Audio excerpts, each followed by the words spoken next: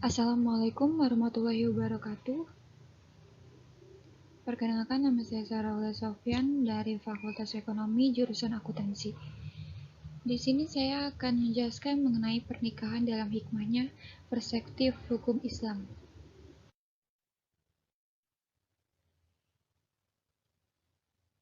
Pernikahan merupakan sebuah perintah agama yang diatur oleh syariat Islam dan merupakan satu-satunya jalan penyaluran seks yang disahkan oleh agama Islam.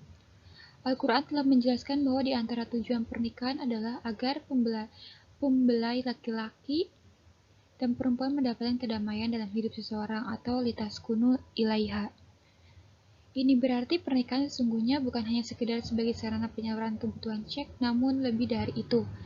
Pernikahan juga menjanjikan perdamaian hidup bagi manusia, di mana setiap manusia dapat membangun surga dunia di dalamnya. Inilah hikmah disyariatkan pernikahan dalam Islam. Selain memperoleh ketenangan dan kedamaian, juga dapat menjaga keturunan. Hifzu al-Nasli.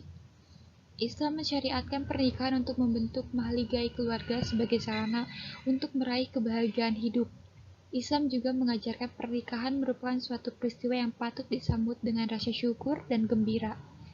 Islam telah memberikan konsep yang jelas tentang tata cara ataupun proses sebuah pernikahan yang berlandaskan Al-Quran dan As-Sunnah yang sahih.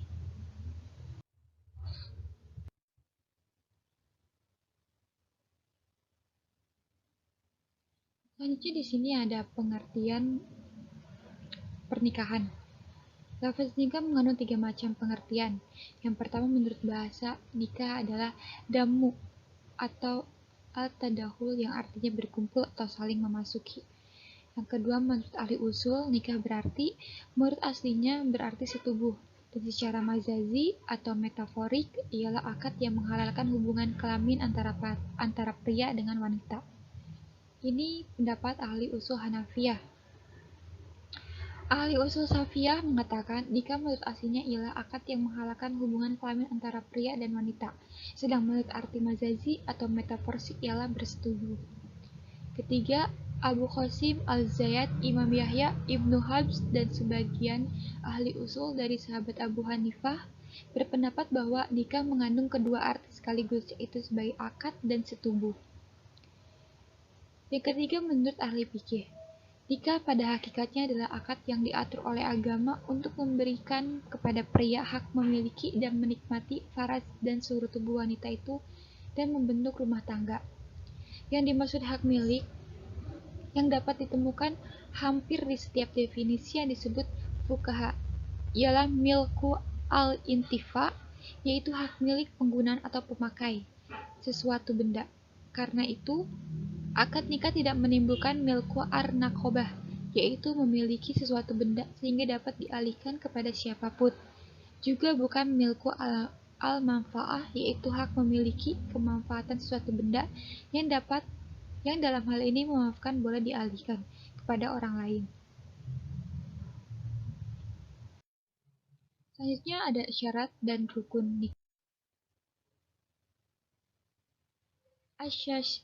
As-Sayyid Sabiq dalam hal ini berpendapat bahwa akad nikah merupakan ijab qabul yang memenuhi syarat-syarat sebagai berikut. Yang pertama, pihak yang melakukan akad itu memiliki kecakapan, yaitu berakal, balik, dan merdeka. Kedua, masing-masing pihak memiliki wewenang yang penuh untuk melakukan akad. Ketiga, qabul tidak boleh menyalahi ijab, kecuali kalau wali itu menguntungkan pihak yang berijab. Hendaknya kedua belah pihak yang berakad berada dalam satu majelis dan saling memahami ucapan lawan. Di Indonesia, para ahli hukum Islam sepakat bahwa akad nikah itu baru terjadi setelah dipenuhinya rukun-rukun dan syarat-syarat nikah, yaitu yang pertama, calon pengantin itu kedua-duanya sudah dewasa dan berakal. Yang kedua, harus ada wali bagi calon pengantin perempuan. Yang ketiga, harus ada mahar atau mas kawin dari calon pengantin laki-laki yang diberikan setelah resmi menjadi suami istri kepada istrinya. Yang keempat, harus dihadiri sekurang-kurangnya 2 orang saksi yang adil dan laki-laki Islam merdeka. Harus ada ucapan ijab kabul. Ijab bila penawaran dari pihak calon istri atau walinya atau wakilnya, dan kabul penerimaan oleh calon suami dengan menyebutkan besarnya mahar atau mas kawin yang diberikan. Yang selanjutnya, sebagai tanda bahwa telah resmi terjadi akad nikah atau pernikahan, maka hendaknya diadakan walimah atau pesta pernikahan.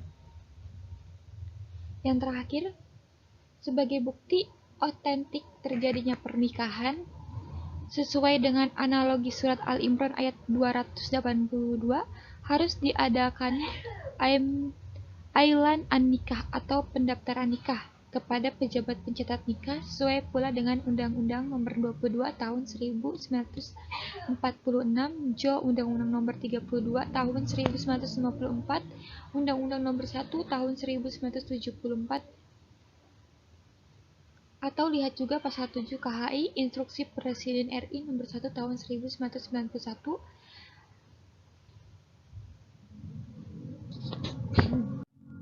Selanjutnya, anjuran menikah.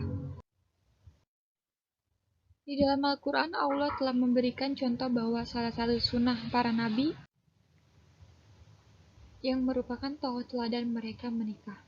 Firman Allah Subhanahu wa taala, Quran Surat Ar-Ra'd ayat 38, yang artinya, dan sesungguhnya kami telah mengutuskan kepada Rasul sebelum kamu dan kami memberikan kepada mereka istri-istri dan keturunan. Terkadang ada orang yang ragu-ragu untuk menikah karena sangat takut memikul beban berat dan menghindarkan diri dari kesulitan. Bisa memperingatkan bahwa dengan menikah, Allah akan memberikan penghidupan yang berkecukupan kepadanya, menghilangkan kesulitan, dan diberikan kekuatan untuk mengatasi kemiskinan. Allah berfirman dalam Quran Surat An-Nur ayat 32. Selanjutnya ada hukum menikah. Hukum menikah terdiri dari 5. Yang pertama adalah wajib. Wajib, yang dimaksud wajib itu bagi orang yang sudah mampu menikah, nafsunya telah mendesak dan takut terjerumus dalam perzinahan, maka ia wajib menikah. Karena menjauhkan diri dari perbuatan haram adalah wajib. Yang kedua, sunnah. Bagi orang yang nafsunya telah mendesak dan mampu menikah, tetapi masih dapat menahan dirinya dari perbuatan zina, maka sunnah baginya menikah. Nikah baginya lebih utama daripada bertekun diri beribadah. Yang ketiga ada haram. Bagi seorang yang tidak mampu memenuhi nafkah batin dan lahirnya kepada istri setelah nafsunya pun tidak mendesak, maka ia haram menikah.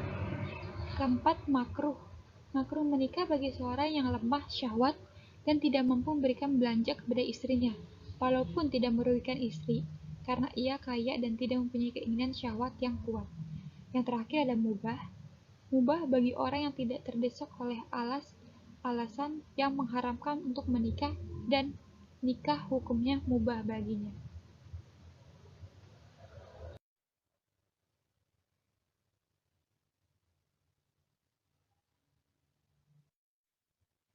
Tujuan dan fungsi menikah. Tujuan pernikahan Islam tidak dapat dilepas dari pernyataan Al-Quran. Sumber ajarannya yang pertama, Al-Quran menegaskan bahwa di antara tanda-tanda kekuasaan Allah Subhanahu wa taala ialah bahwa Ia menciptakan istri-istri bagi para lelaki dari jenis mereka sendiri, agar mereka merasa tentram atau sakinah. Kemudian Allah menjadikan atau menumbuhkan perasaan cinta dan kasih sayang atau mawaddah dan rahmah di antara mereka. Dalam hal demikian benar-benar terdapat tanda-tanda atau pelajaran bagi mereka yang mau berpikir. Ar-Rum 21 dalam bagian lain, Al-Quran menyatakan bahwa para istri adalah pakaian atau libas bagi para suami. Demikian pula sebaliknya, para suami adalah pakaian bagi istri. Al-Baqarah 2 ayat 187. Kehidupan yang tentram atau sakinah yang dibalut perasaan cinta kasih dan ditopang saling pengertian di antara suami dan istri, karena baik istri maupun suami menyadari bahwa masing-masing sebagian pakaian bagi pasangannya. Itulah yang sesungguhnya merupakan tujuan utama dari syariatkan pernikahan dalam Islam. Suasana kehidupan yang dituju oleh pernikahan dibangun atas dasar yang kokoh, Antara lain, suami dan istri ada sekufu atau kafa'ah. Kafa'ah dalam pernikahan adalah sama dan sebanding atau al-musawat wal al-mumasalat. Misalnya, yang paling penting seagama atau sama-sama bercita-cita mengembangkan keturunan yang salih dan lain-lain. Sebagai konsekuensi, kafa'ah adalah soal agama. Seorang wanita muslim haram kawin dengan pria kafir. Pasangannya itu yang sesungguhnya merupakan tujuan utama disyariatkan pernikahan dalam Islam. Suasana kehidupan yang dituju oleh pernikahan dibangun atas dasar antara lain suami dan istri ada sekufu kafa'ah.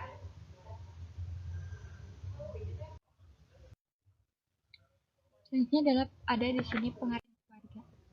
Keluarga merupakan satuan kekerabatan yang sangat mendasar dalam masyarakat. Biasanya terdiri dari ibu, bapak, dengan anak-anaknya, atau orang seisi rumah yang menjadi tanggung jawabnya. Keluarga bati biasanya disebut keluarga inti, yaitu keluarga yang terdiri dari suami, istri, dan anak. Departemen Pendidikan Nasional tahun 1990 nomor 413 keluarga dalam bahasa Arab dipergunakan al-usra. Al-usra ada dalam Muzam al-Wasit sebagaimana dikutip Abud. Secara etimologi berarti ikatan. Al-Qaid dikatakan asyaru wa isyaran artinya menjadikannya sebagai tawanan atau akhazahu asran. Selanjutnya fungsi keluarga sakinah. Ada 3, yaitu fungsi individual, fungsi sosial, dan fungsi pendidikan. Fungsi individual terbagi menjadi 3 fungsi, yaitu meningkatkan derajat kemanusiaan dalam ibadah, kedua memperoleh ketenangan dan ketentraman jiwa, dan yang ketiga meneruskan keturunan. Sedangkan fungsi sosial adalah keluarga adalah jiwa masyarakat dan tulang punggungnya. Kesimpulannya yaitu pernikahan sangat dianjurkan Allah Subhanahu wa Ta'ala. Dalam beberapa ayat disebutkan keutamaan menikah. Oleh karenanya, pernikahan merupakan ibadah. Kecintaan kita pada istri atau suami dapat mendorong kita untuk membimbingnya pada kebaikan yang menghadirkan kecintaan Allah pada keluarga kita. Adakah cinta yang lebih patut kita harapkan dari cintanya Sang Maha Pencipta? Nabi Muhammad SAW juga menganjurkan kita dalam banyak hadis agar menikah dan melahirkan anak. Bila menganjurkan kita mengenai itu dan melarang kita hidup membujang, karena perbuatan ini menyelisih sunnahnya. Terdapat banyak hikmah dalam pernikahan, di antaranya adalah dapat menenteramkan jiwa. Dengan begitu akan tercipta perasaan-perasaan cinta dan kasih sayang keluarga. Keluarga yang diliputi rasa kasih sayang satu dengan lainnya akan tercipta keluarga yang sakinah, mawaddah, warahmah. Meskipun tidak mudah untuk mewujudkannya, karena dibutuhkan rasa saling pengertian, saling menghargai antara suami dan istri. Pernikahan yang berkah adalah benteng iman yang paling kokoh. Dituntut kesabaran, keikhlasan kita mengarungi bahtera yang kadang bergelombang dan berbadai. Baik, mungkin itu saja yang bisa dapat saya sampaikan mengenai pernikahan.